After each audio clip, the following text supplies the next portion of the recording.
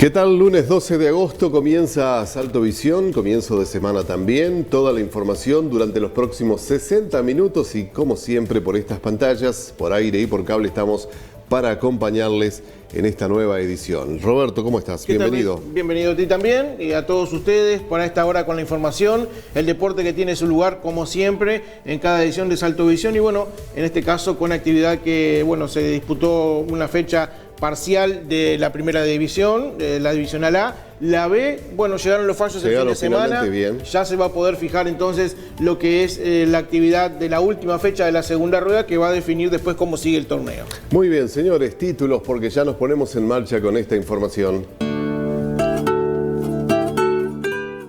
Es una presentación de Invencible. Diseñando tradición desde 1964. Washington Beltrán 275 y Uruguay 831.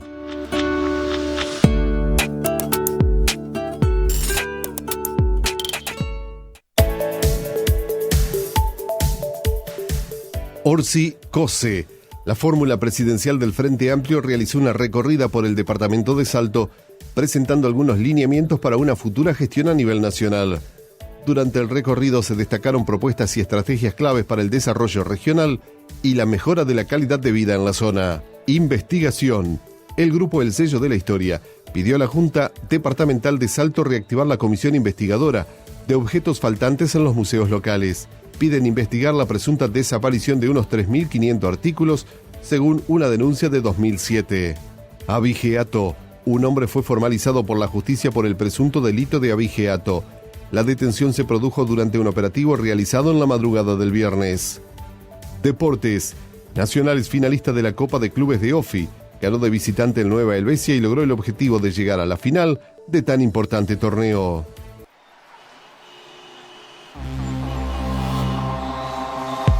Fue una presentación de Invencible. Diseñando tradición desde 1964. Washington Beltrán 275 y Uruguay 831.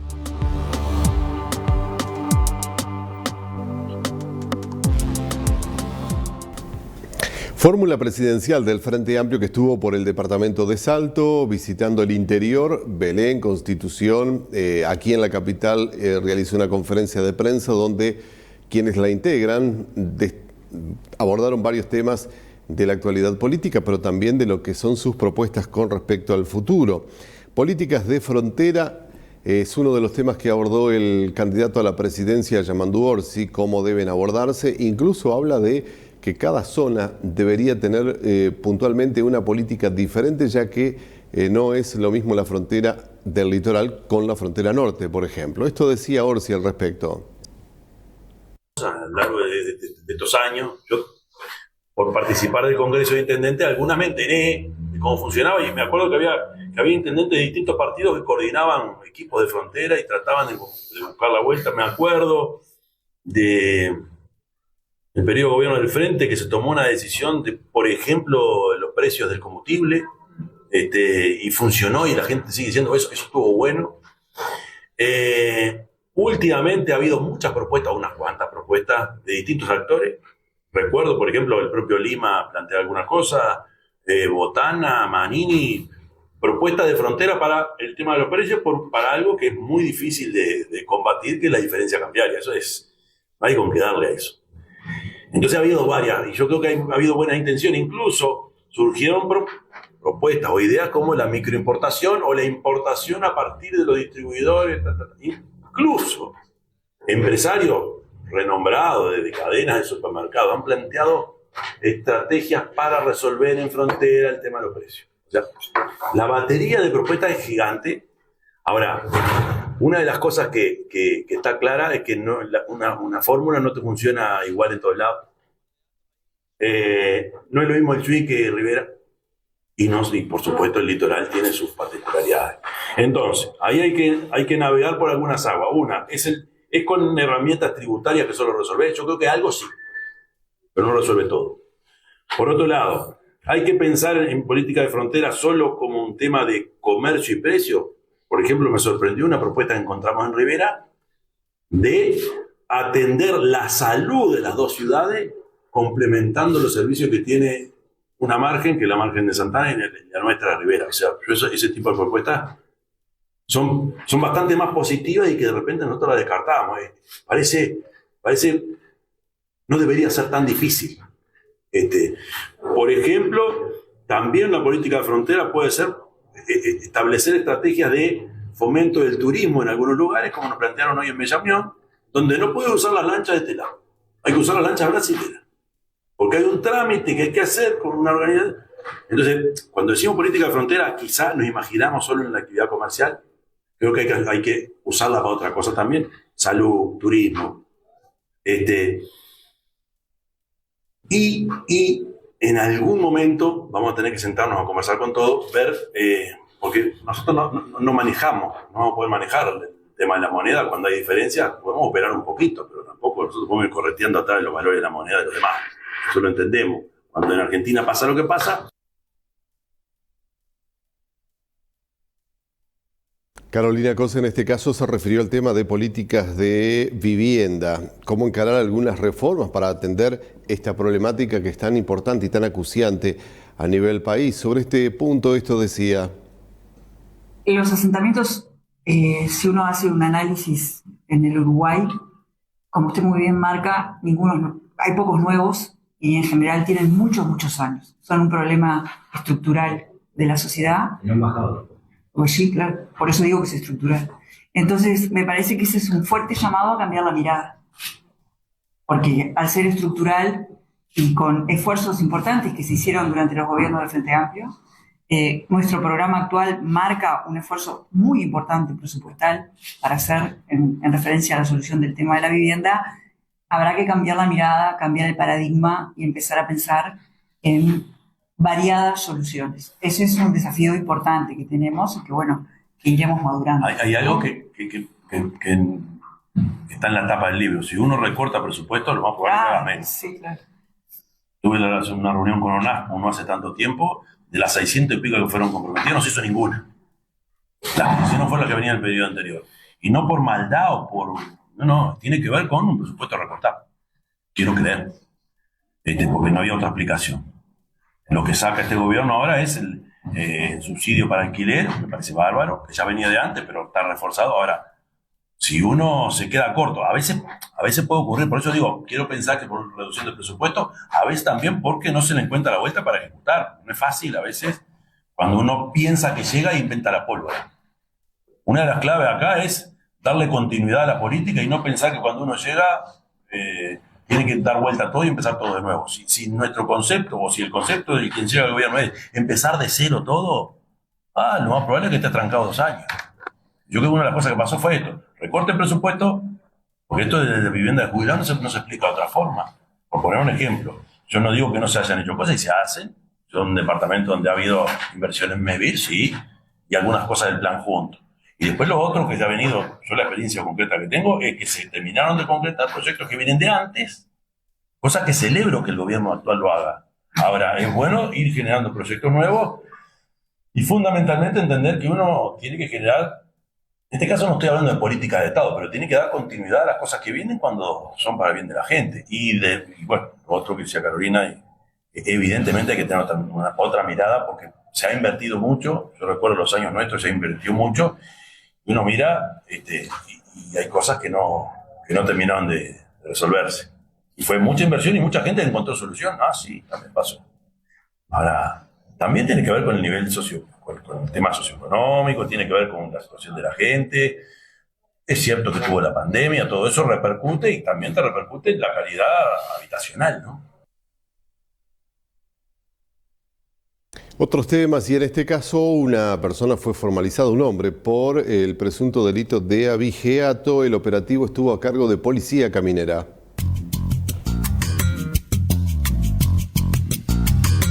En la madrugada del pasado viernes, mientras realizaban una patrulla preventiva de este a oeste por la ruta 31, efectivos del destacamento de Policía Caminera en Salto observaron 2 vehículos que, al notar la presencia policial, redujeron la velocidad y se mantuvieron a distancia.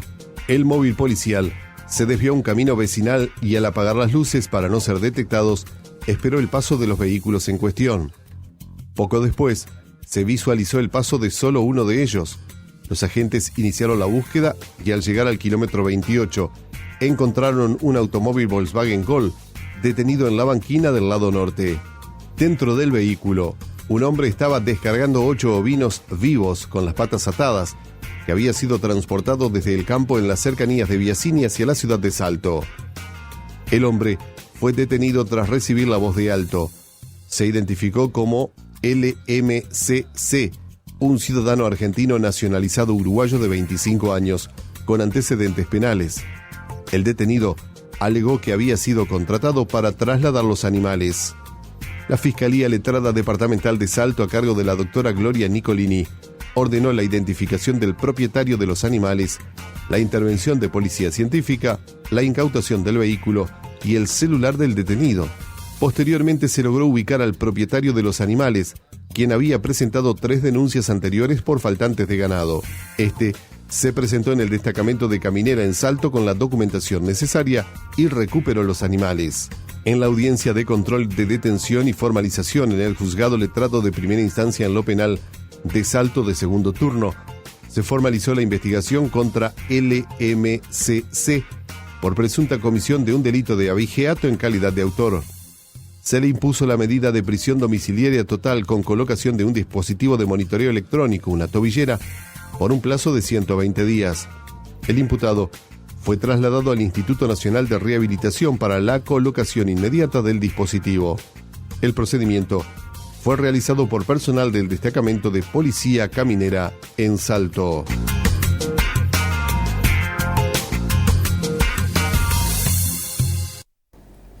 Hacíamos un adelanto sobre la visita diplomática a Salto del embajador de Argentina en Uruguay. Bueno, el embajador Martín García Moritán también estuvo reunido con autoridades departamentales. Para nosotros, primero, que es muy importante, y agradecer la visita del embajador argentino en nuestro país, Martín García Moritán, que esté en nuestra ciudad. Y bueno, hoy queríamos particularmente, entre todas las actividades que se desarrollan en conjunto, que conociera el Aeropuerto Internacional de Salto y más que nada hacer causa común con el objetivo de lograr que efectivamente este aeropuerto sea además binacional.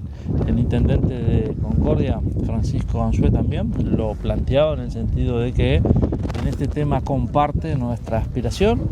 Lo hemos hecho público desde el primer momento en que el aeropuerto fue presentado a la comunidad. Aquí hay una inversión de 15 millones de dólares. Nos hacían saber de que bueno, hay vuelos con cierta periodicidad, pero está claro que le daría un dinamismo distinto y permitiría un crecimiento y un desarrollo el hecho de que el aeropuerto, además de internacional, fuera binacional. El intendente de Concordia nos planteaba que para diciembre de este año también tienen pensado inaugurar su aeropuerto con las reformas que están realizando. Por tanto, creo que todo esto potencia la región y sobre todo contribuye mucho al proceso de integración. Creo que en ese sentido, a nivel de Salto y Concordia, tenemos un proceso de integración que es ejemplo en la región, desde lo comercial, desde el punto de vista familiar, desde lo educativo, a través de las universidades de uno y otro lado. Hay una coordinación permanente de nuestros directores de turismo en toda esta región. Por tanto, bueno, si a eso le pudiéramos sumar la posibilidad de que nuestro aeropuerto fuera binacional, sin duda que contribuiría a un desarrollo, se vería beneficiado la región, el comercio, generaría divisas, generaría fuente de trabajo. Por tanto, la expectativa es muy importante y ojalá que en algún momento se dé, y nos parecía importante ponerlo al tanto al embajador y bueno, tener un aliado más, un representante sin duda con lo que significa el embajador argentino en Uruguay, que esté en conocimiento del tema y que también lo pueda plantear a sus autoridades nacionales. Bien, pausa y regresamos en minutos con más información.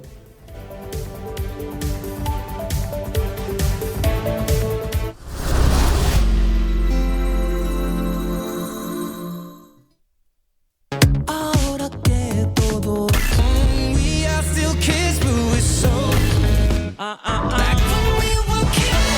101.5 Siglo XXI FM.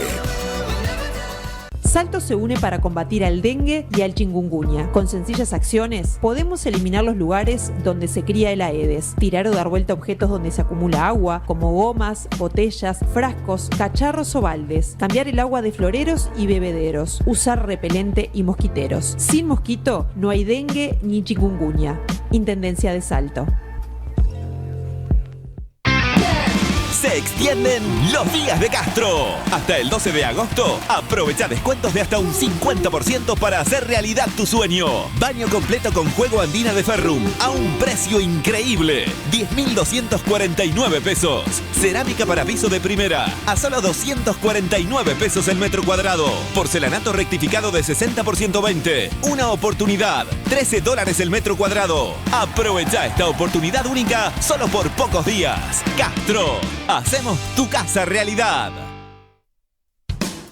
Agosto. Mes de los niños en Lidnor Hogar. Encontré un montón de regalos para ellos. Mirá, mamá, bicicletas, una Play 4, auriculares, también hay celulares para jugar y estudiar, ¿viste? Hay mucho más. Escritorios con armado sin costo. ¿Necesitas financiamiento? No te preocupes. Con todas las tarjetas o nuestro crédito propio podés comprar lo que quieras. En un instante. Además, envío a domicilio en todos nuestros productos. Lidnor Hogar para los niños, niñas y no tan niños. Con todo lo que buscas y más.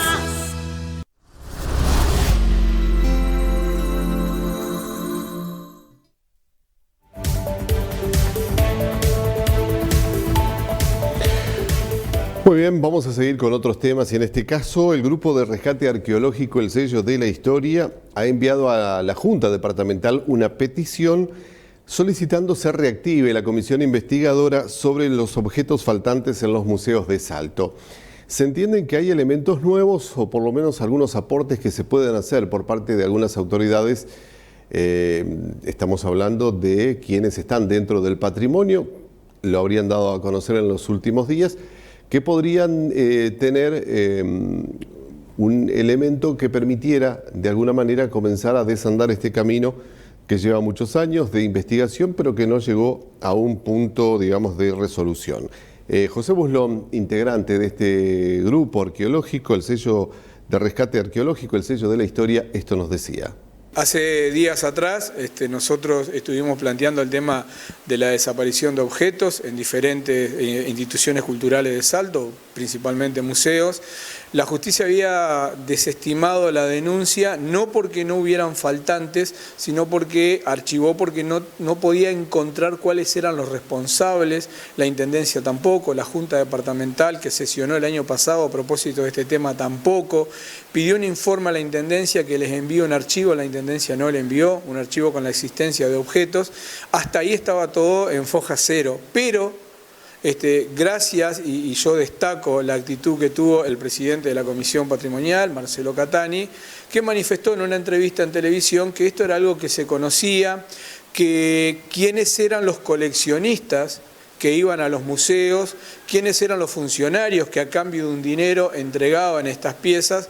Entonces, como él manifestó tener este conocimiento, ¿no?, y en su condición, él lo sabe, de funcionario público, para no incurrir en un acto de no acatar lo inherente a su funcionalidad, seguramente va a testimoniar. Espero que la justicia lo pueda llamar. Nosotros igualmente presentamos una petición ante la Junta Departamental de Salto, presentada en el día de ayer, para que se reabra la comisión. Para esto Cultura, la Comisión de Cultura de la Junta, tendrá que convocar nuevamente a una comisión investigadora y con la presencia del presidente de la Comisión Patrimonial, entonces podremos saber quiénes fueron. Porque incluso él habla de coleccionistas. Nosotros coincidimos, no porque sepamos que hay coleccionistas o quiénes son, sino porque creemos que los robos fueron selectivos, porque las piezas que faltaron demuestran que había un interés particular en esas piezas, no fueron desapariciones al azar. Entonces nosotros, bueno, estamos satisfechos de que él valientemente, porque hay que ser muy valiente para decir, miren, yo sé lo que pasó, porque no lo dice cualquiera, lo dice alguien que hoy está en condiciones de manifestarlo.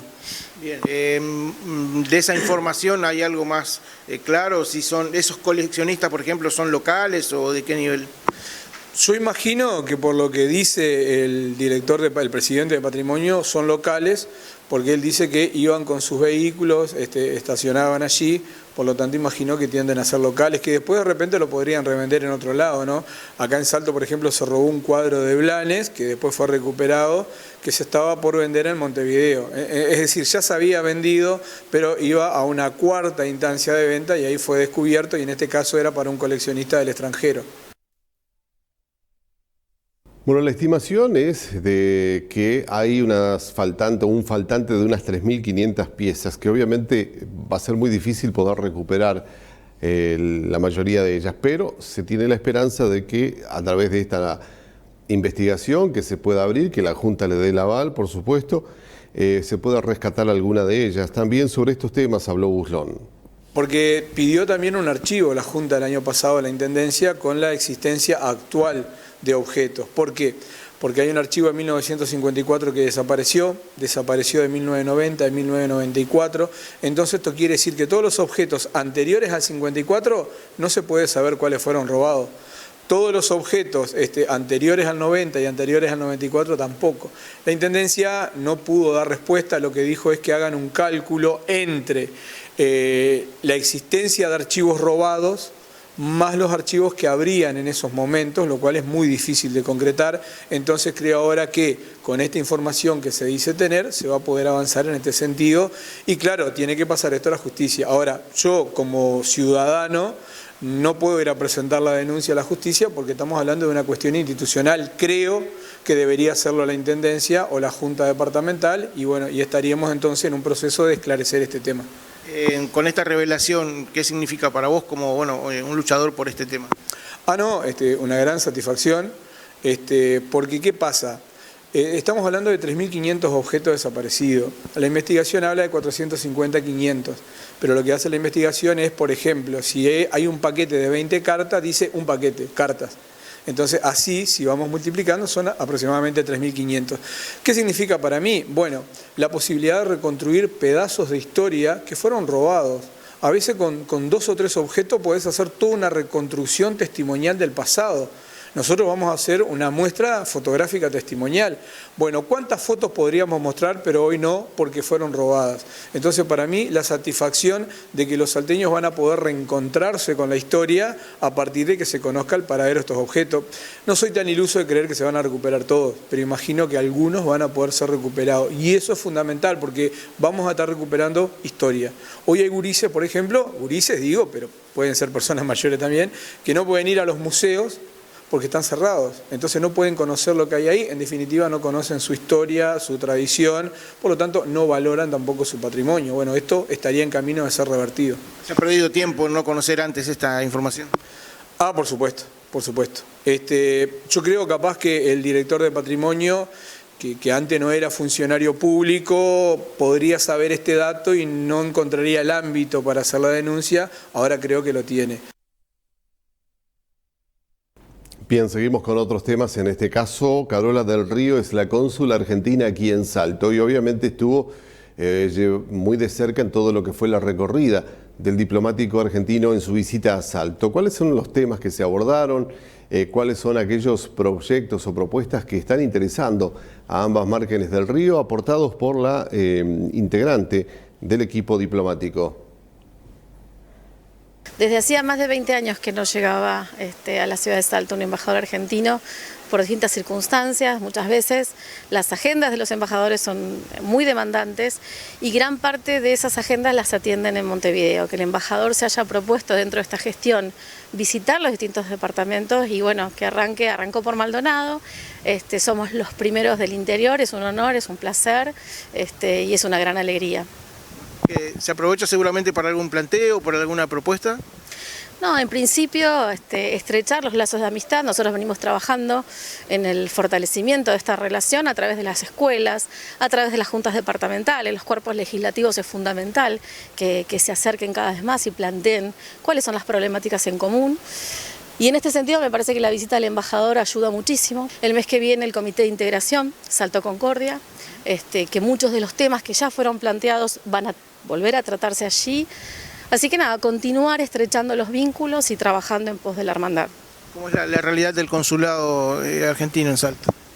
Y la verdad que es un consulado muy activo, después de la pandemia, que fueron momentos muy difíciles. No sé si ustedes recuerdan, había muchas familias que habían quedado divididas y el consulado ahí intentó sortear los distintos obstáculos que se fueron presentando, y una vez superada la pandemia nos pusimos a trabajar en los temas de la agenda, ¿verdad? Durante mucho tiempo yo estuve muy absorbida por la pandemia, ya superada la crisis sanitaria, pudimos comenzar a trabajar en estos temas que son tan o más importantes. La pausa está pronta para llegar, pero bueno, ya luego nos meteremos de lleno en el capítulo deportivo, lunes con mucha información. Sí, hoy hablábamos de la actividad a nivel local, Divisional A, Divisional B, pero también se jugaron partidos por la Copa de Ofin, la Divisional B, nacionales finalistas, ya lo decían los titulares, y además Salto, que jugó en el marco del campeonato de apertura de la Divisional Primera Amateur y que cayó. Primer derrota del equipo salteño profesional y en su feudo, allí en la cancha del Juan José Ipomari, pero en definitiva todavía se mantiene en zona de clasificación para la siguiente fase. Muy bien, señores, esto y más lo ampliamos en un ratito en el segmento deportivo.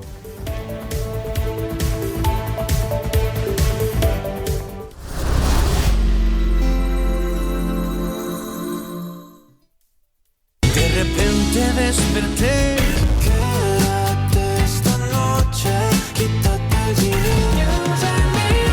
101.5 Siglo XXI FM.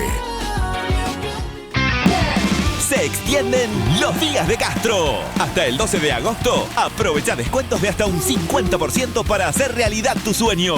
Cerámica tipo tablón rectificada de primera. Con 50% de descuento, $8.40 el metro cuadrado. Piso flotante de 8,3 milímetros. A solo $11.90 el metro cuadrado. Silla tipo Tolix, con asiento de madera. A solo 1.445 pesos cada una. Aprovecha esta oportunidad única solo por pocos días. Castro. Hacemos tu casa realidad. Si hay reunión de amigos, hay chorizo parrillero Bordenave. Si hay despedida de año del trabajo, hay chorizo parrillero Bordenave. En rodajas, al pan, en la picada, con chimi, con salsa criolla. Siempre, siempre, chorizo parrillero Bordenave. Los conocés desde hace mucho, los disfrutás desde siempre. Bordenave, el mejor bocado del día. La Salteña abre las puertas durante la mañana de sus 3 sucursales barriales. Una asesora escuchará a los vecinos para ofrecer un plan de protección adecuado a cada necesidad.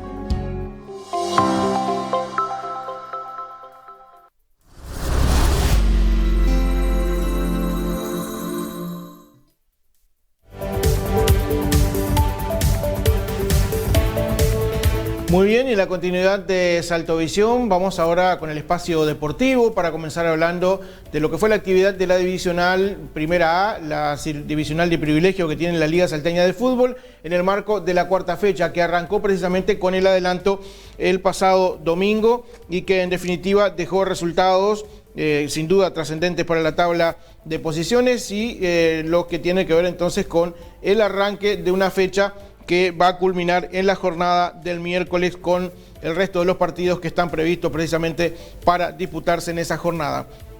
En uno de los partidos, en el estadio Ernesto Dickinson, allí donde se jugaron precisamente 2 encuentros, la victoria para los jugadores del equipo de River Plate ante el Tanque por 2-1. Este fue uno de los encuentros entonces que se disputó allí en el escenario mayor que tiene el fútbol salteño y que en definitiva le daba la victoria entonces a River Plate, que se mantiene en las primeras posiciones, realmente con un muy buen comienzo de campeonato.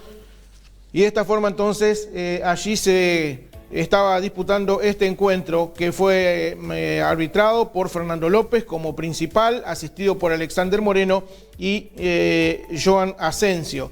En River Plate alinearon Nicolás Sánchez, Axel Flores, Diego Argain, Rafael Pereira, Ivo Cecchini, Nahuel González, después Facundo Falcón, Marco Grassi, después sustituido por Edison Chivel, Agustín Custodio, Alan Aranda, Valentín Peralta, después Ramiro Maquiavelo y Gabriel de Souza.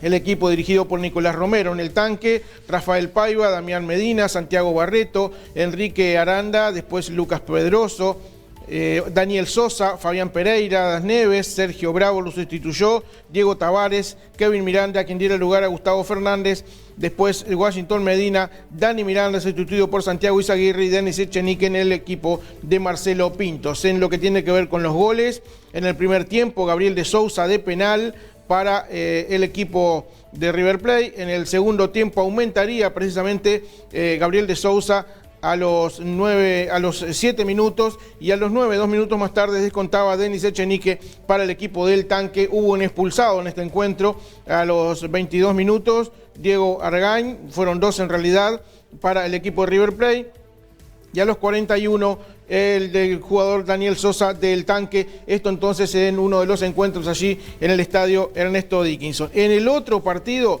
allí la victoria le correspondió a Ceibal sobre el Saladero y fue por 1-0 en este partido entonces, que también se disputó en el escenario principal del fútbol salteño, arbitrado por Robert Aguirre, asistido por César Loetti, después sustituido por Marcos Robairas y Marcelo Barbosa.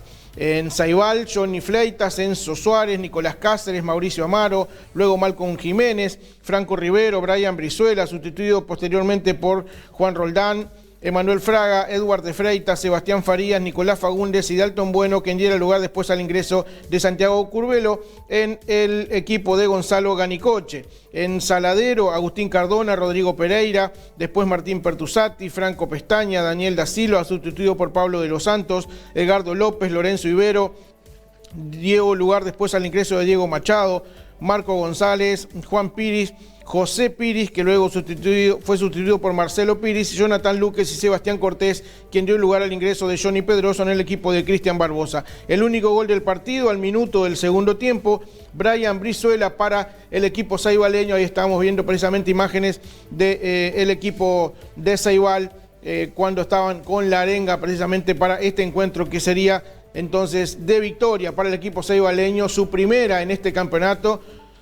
Salió de perdedor, había tenido un partido de empate, pero recordamos que le fue quitado ese punto debido a una sanción de la temporada anterior. Como nota, cabe destacar que en el entretiempo César Loetti fue reemplazado, el asistente, por Marcos Robaira, quien continuó entonces en el partido trabajando desde las líneas. Y a los 93 minutos del partido, 93 minutos corridos, Agustín Cardona, el arquero de Saladero, le contuvo un penal a Dalton Bueno de Ceibal, por lo que no se pudo aumentar la cuenta entonces para el equipo ceibaleño, en lo que significó la victoria para el equipo entonces de Ceibal. Y había otro partido que se disputaba en el escenario en el complejo de Universitario, donde el equipo rojo recibía a Salto Uruguay, en este sentido entonces, con lo que significaba el tercer partido de esa jornada de adelanto en el marco de la actividad de la Divisional A por la cuarta fecha. Allí arbitrado por Marcelo Izaguirre y después Robert Ledesma y Matías Fagundes como asistentes, el equipo Universitario se alzó con una victoria clara, contundente por 4-0 sobre Salto Uruguay. En el equipo rojo, dirigido por Alejandro Irigoyen, alinearon Jorge Fleitas, después Facundo Correa, Elías Andaluz, sustituido por Mauricio da Rosa, Gastón Barrientos, Gonzalo Olivera, quien diera lugar al ingreso de Octavio Pintos, Jorge Graví, después sustituido por Pablo Lima, Matías Ventín, Lucas Piris, también ingresó Alexander Piris, Santiago Díaz, después Diego Llama, Gabriel Tavares y Facundo Gómez Barrientos. En Salto Uruguay, Guzmán Núñez, Ignacio Bueno, Santiago Reyes, después Matías Bautista, Michael Martínez, después ingresó Enzo Fariña, Walter Campos, Ramiro Martínez, posteriormente Lucas Silva, Luciano Silva, Rafael Cereijo, sustituido por Joaquín da Costa, Giovanni Santana, César Silveira y Emiliano Rosas en el equipo de Ronnie Costa. En este partido entonces, los goles en el primer tiempo, a los 2 minutos Facundo Correa, a los 14 Gabriel Tavares aumentaba para el equipo rojo, 2-0 fue el resultado de esa primera parte. En el segundo tiempo, Diego Llama a los 26 minutos y Facundo Gómez Barrientos a los 28 le pusieron cifras definitivas a este partido, que tuvo un expulsado a los 9 minutos del segundo tiempo, fue precisamente Octavio Pintos del equipo de Universitario. Así entonces, lo que tiene que ver con los partidos adelantados de esta cuarta fecha del campeonato de la Divisional A, que tiene por supuesto el complemento para el próximo miércoles en el Merazzi con Ferrocarril Gladiador. En el Dickinson van a jugar Nacional y Libertad y Salto Nuevo Arsenal. Ya tendremos más detalles en la jornada de mañana al respecto de estos encuentros. ¿Y cómo quedó la tabla parcialmente? Les decimos, ahí están los resultados y los partidos que se vienen por delante. Y cómo quedó la tabla de posiciones parcial. Recordemos que también hay partidos pendientes que tiene entonces la tercera fecha del campeonato de la Divisional A y que tiene todavía por ajustar entonces lo que son los detalles de la tabla de posiciones. Pero Universitario ahora es el líder con 10 puntos, River Plate está con 9, 6 tienen Salto Nuevo y Salto Uruguay, 4 Nacional, Ferrocarril y Libertad, con 3 están Gladiadores Ceibal, 2 puntos para Arsenal, el Tanque y Saladero no han sumado hasta el momento, así entonces la actualidad de la tabla de posiciones. Salto Nuevo tiene un partido menos, Nacional tiene 2 partidos menos, Ferrocarril y Libertad también tienen un partido menos, 2 menos para Gladiador y Arsenal, y también Saladero con un partido menos. Por eso decíamos que esta tabla es parcial de acuerdo a los partidos que se han disputado, pero también están los pendientes de la tercera fecha y los de esta cuarta que se van a disputar en la jornada del domingo. Así entonces la actividad para el Círculo de Privilegio de la Liga Salteña de Fútbol en lo que marcha entonces con este campeonato, primera rueda del campeonato de la Divisional A. Vamos a seguir adelante ahora con la Divisional B, porque recordamos, les habíamos dicho, no se jugó este fin de semana debido a fallos pendientes que precisamente había en la actividad de esta divisional de ascenso y que sin duda determinaban no poder continuar con el campeonato. Está pendiente la última fecha de la segunda rueda para definir después cómo quedan las ubicaciones, teniendo ya definido el ascenso de Sudamérica como el campeón del acumulado y primer ascendido. Resta saber del quinto al sexto puesto quiénes van a ingresar entonces en la siguiente etapa del campeonato. En lo que tiene que ver con los fallos que llegaron, que se dieron a conocer entonces, eran 4 partidos que tenían pendientes protestas en el marco del campeonato de la Divisional B, uno solo fue el que, bueno, no cambió, el resto sí. De todas maneras, bueno, vamos a ir conociendo los detalles. En el partido de Dublín Central y Parque Solari, que fue victoria para Dublín por 3-2, se dio como ganador a Parque Solari, pero por un marcador de 6-3. Esto en lo que tiene que ver con la definición de este partido. En el partido que había sido empate sin goles entre Chaná y Fénix, se dio ganador a Chaná por 3-0. En el partido entre Deportivo Artigas y Dublín Central, también empate sin goles.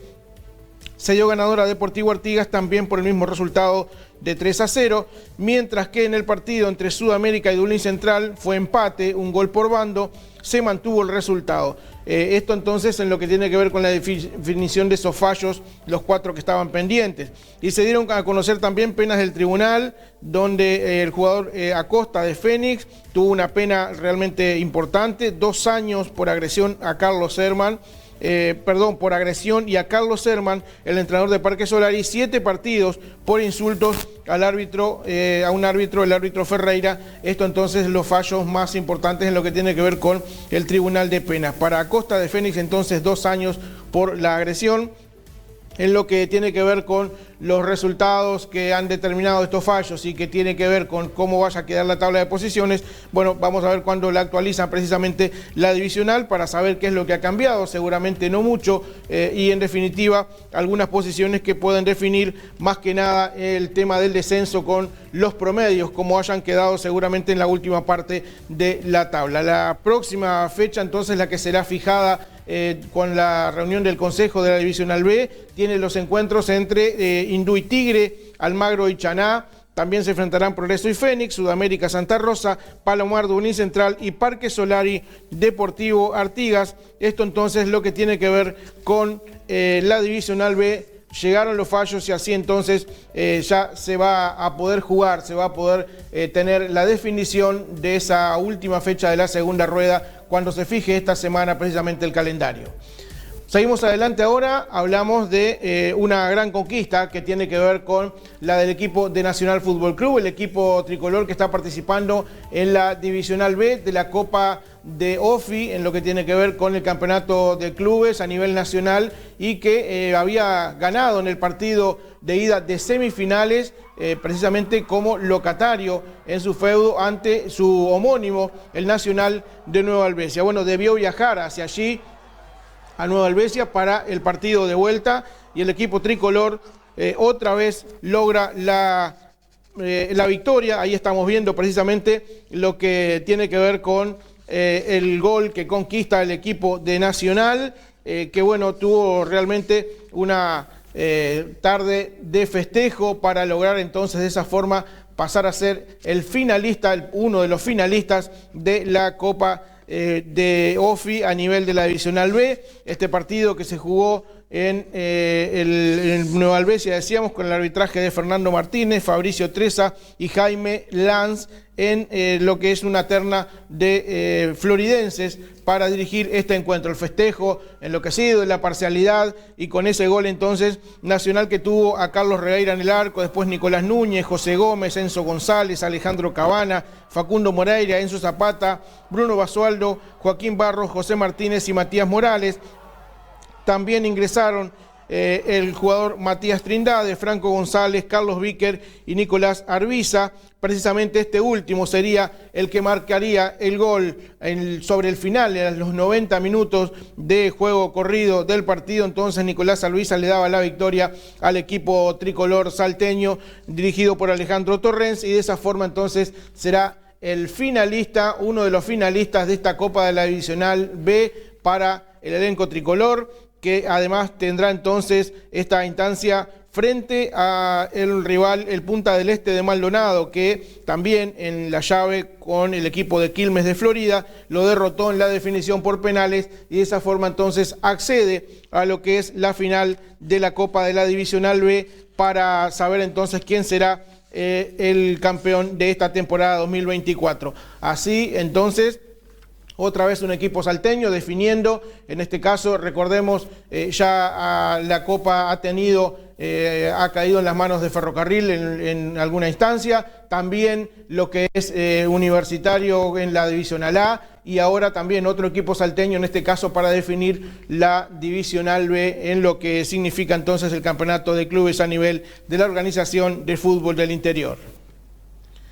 Seguimos adelante, y en este caso para hablar de lo que es el fútbol a nivel profesional. Salto Fútbol Club, en el marco de la Copa de la Primera División Amateur, donde tenía una instancia como locatario, recibiendo, como vemos las imágenes allí en el estadio Juan José Bispomari, en ese piso sintético, al equipo de Frontera Rivera, al que había derrotado como visitante precisamente en el marco del arranque del campeonato en la primera rueda, en la primera fase, que estaba siendo entonces una victoria para el equipo dirigido por Álvaro Pastoriza, y que de esa forma entonces recibía a los riverenses, que se venían realmente con ansias de revancha, y de esa forma lograron los visitantes ser más contundentes en el arco rival. Si bien en el primer tiempo, sobre todo el equipo de Salto Fútbol Club demostró tener mayores armas y estar bien plantado en el campo de juego, pero bueno, extrañamente después fue el equipo visitante el que empezó a tomar las riendas del juego, y de esa forma entonces marcar su territorio, y marcar también en lo que tiene que ver con el marcador en los goles, y así poner la diferencia que realmente desbarató después los intentos del equipo de Salto Fútbol Club para intentar por lo menos llegar a un empate. En ese sentido, este partido entonces que decíamos tuvo su instancia en el Juan José Bispomari, con el arbitraje de Silvia Ríos como principal, asistido por Aesio Fernández y Marcos Correa. En el equipo, ahí está el gol precisamente el primero para el equipo de Frontera Rivera. Salto Fútbol Club alineó a César Hortz, después Luciano Araujo, Gisac Gómez, que ingresó precisamente por Araujo, Bruno Vera, Hernán Oneto, Ángel García, Hugo Rodríguez, Matías Albaqui, después sustituido por Gino Sandiano, Joaquín Cepeda, quien diera lugar al ingreso de Ángelo Martínez, Samir Bonasola, sustituido por Axel Matío, Luis Miranda y Lucas Ortiz en el equipo de Álvaro Pastoriza. En el Frontera Rivera, David Freitas, Martín González, Cristian Meneses, Germán Gutiérrez, Ezequiel Cortés, Lucas Casallares, Marcos Heredia, después Nahuel Segovia, Bruno Sandín, sustituido por Fernando Lima, Álvaro Fernández, Luis Caicedo, Ezequiel Umpierres y después Andrés Díaz en el equipo de Darwin Rodríguez. Los goles, ahí está el que convirtiera de penal precisamente el jugador Caicedo, pero a los 56 minutos fue cuando abrió la cuenta. En el tiempo corrido iban 11 del segundo tiempo, Álvaro Fernández para el equipo de Frontera Rivera, y después a los 37 minutos aparecía este remate desde el punto penal por parte de Luis Caicedo para poner entonces las cifras definitivas a este partido. Primera derrota para el equipo de Salto Fútbol Club, que extrañamente ha conseguido mejores resultados como visitante que en su propio feudo. Ha conseguido empates, esta es la primera derrota en el campeonato y también en su escenario, lo que, bueno, sin duda hará realizar los trabajos pertinentes en cuanto a qué es lo que tienen que corregir y cómo trabajar en lo que viene, en lo que sigue el campeonato por parte del cuerpo técnico, pero que aún se mantiene en la zona de clasificación, en la Serie D precisamente que está integrando el equipo salteño. El otro resultado de esta serie también, Mar de Fondo y Canadian empataron sin goles, y decíamos en las posiciones, Villa Teresa lidera con 13 puntos, después Salto Fútbol Club y Lito tienen 10 cada uno, Mar de Fondo 9, Canadian tiene 6 unidades en el marco entonces de esta Serie D, en lo que significa el campeonato de la primera amateur a nivel de la Asociación Uruguaya de Fútbol. Lamentablemente la derrota como local para el equipo salteño, pero sigue adelante entonces tratando de conseguir su clasificación a la siguiente ronda, el torneo clausura de la divisional de primera amateur. En lo que tiene que ver con información, ya en el final de este espacio deportivo, a nivel de la Copa AUF, debutó el equipo de Arsenal y fue eliminado, mientras que Ferrocarril ganó a Estudiantes de Tacuarembó, le ganó y ya sigue adelante entonces en esta Copa. Esa es la participación de los equipos salteños en el marco del arranque de esta Copa AUF Uruguay, que vamos a tener seguramente en las próximas ediciones con más detalles al respecto. Ahora llega la pausa aquí en Saltovisión, después de la misma se viene Luis Nicholson con más información.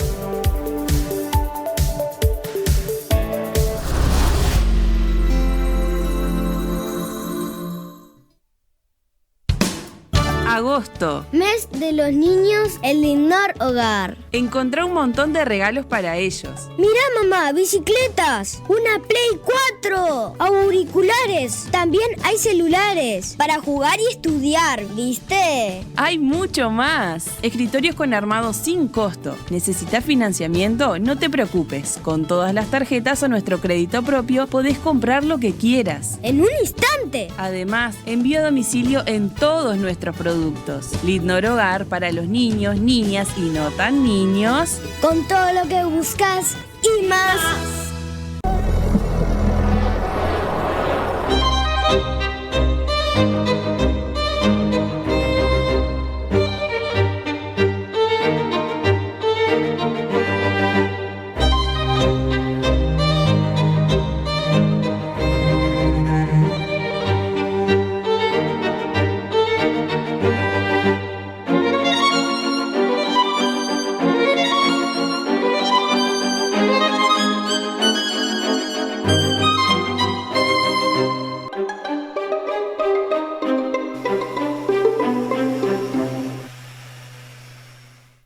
Salto se une para combatir al dengue y al chikungunya. Con sencillas acciones podemos eliminar los lugares donde se cría el Aedes, tirar o dar vuelta objetos donde se acumula agua, como gomas, botellas, frascos, cacharros o baldes, cambiar el agua de floreros y bebederos, usar repelente y mosquiteros. Sin mosquito no hay dengue ni chikungunya. Intendencia de Salto.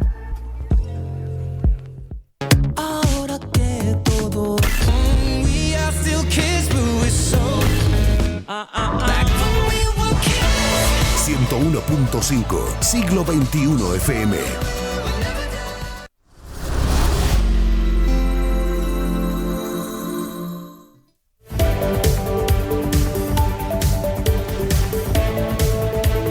Buenos días atrás se estuvo desarrollando aquí en Salta un encuentro entre diferentes organizaciones e instituciones y también profesionales que están disertando y trabajando en el tema del patrimonio. Estuvo Adriana Careaga, es presidenta de ICOMOS Uruguay, donde se abordaron temas muy interesantes y en este caso se trató de, sentar las bases de la creación de una red patrimonial a nivel nacional.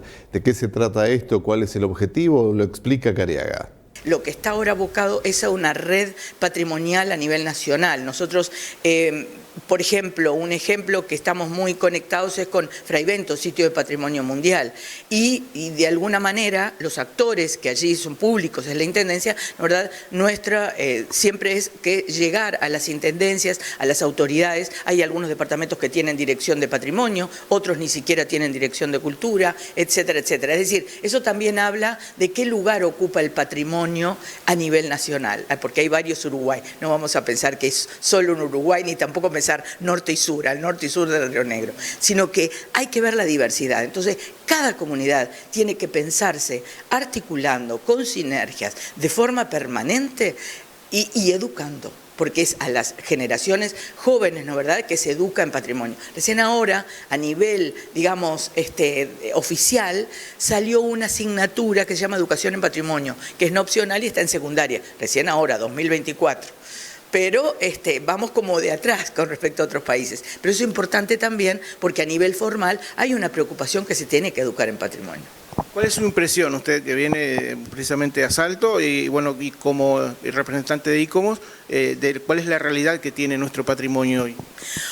Bueno, ustedes tienen un patrimonio riquísimo, la prueba está todo lo que tienen enumerado, lo que yo dije que está en la Intendencia, ¿no verdad? Ese mapeo de bienes culturales que lleva también a pensar en circuitos turísticos, es decir, el enganche con una cuestión de turismo cultural, pero pienso que de acuerdo al conversatorio de ayer y todo lo demás, hay graves preocupaciones de los actores, hay graves preocupaciones con patrimonio en riesgo, hay graves preocupaciones con saqueos.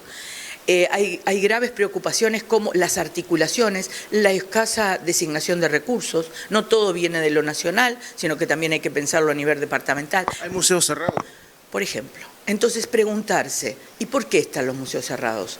¿Por qué si el museo ya sabemos que a nivel nacional y mundial, y lo que es Salto con la riqueza que tiene, es un factor educador por excelencia, educación no formal, donde van las escuelas, donde van los chicos, donde van las generaciones mayores para ver, ¿no verdad? Y eso no puede estar cerrado, no puede estar no integrando un sistema de museos, no puede no estar, ¿no verdad?, teniendo un inventario, no puede estar con colecciones que de repente están bajo el agua. Entonces preguntarse, ¿qué pasa con nuestro patrimonio? Y ahí vienen los derechos. ¿Dónde está mi derecho a que se proteja el patrimonio? Entonces eso hay que comenzar a articular y fuertemente. Por eso es tan importante la labor de que está haciendo la Comisión Honoraria de Patrimonio Histórico de Salto, justamente articulando, si bien no forma parte de la Intendencia, pero de alguna forma está interactuando permanentemente.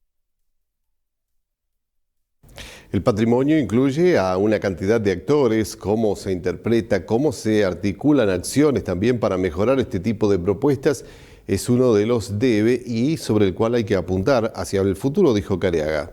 Atento, porque el patrimonio es algo sinérgico, es articulación, es diversidad de actores. Yo si intervengo un patrimonio y encuentro algo, bueno, allí si voy a hacer un pozo en determinada calle y si encuentro algo, tiene que haber distintos departamentos de la Intendencia que digan cómo abordamos ese patrimonio y cómo lo interpretamos, cómo lo difundimos, cómo sabe doña María que eso es patrimonio. Entonces ahí tiene que haber acciones de sensibilización, acciones de articulación y cómo es lo que puede hacer es proveer los materiales que tiene a nivel internacional, de la Carta de Interpretación de Patrimonio, la Carta de Turismo Cultural, es decir, doctrina que genera ICOMOS a nivel internacional a través de sus comités científicos que se puede poner a disposición, pero después cada territorio es el que con los recursos locales tiene que pensar su propio patrimonio. No es una cuestión de una intervención, sino una articulación y una ayuda a decir, bueno, estas son las herramientas, acá están los ingredientes, la receta la hacen ustedes.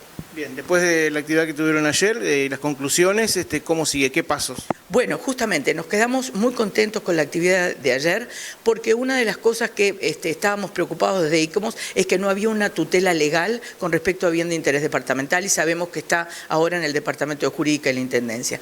Otra de las acciones es que no es la primera vez que vamos a venir ni la última y justamente es seguir hacia adelante qué cuestiones podemos tender en redes. Una cuestión que ICOMOS está trabajando fuertemente, donde la arquitecta Durana está interviniendo, es un grupo que le llamamos adoquines. Estamos muy preocupados porque casi todos los departamentos del país hay calles adoquinadas y esas calles se están perdiendo y prefieren ponerle asfalto. Y eso es una cuestión técnicamente que no es del todo sustentable. Entonces, ese grupo está generando doctrina, generando documentos científicos para poder ver en cada departamento y eso brindarlo, ¿no verdad?, para ver cómo cada uno lo aborda.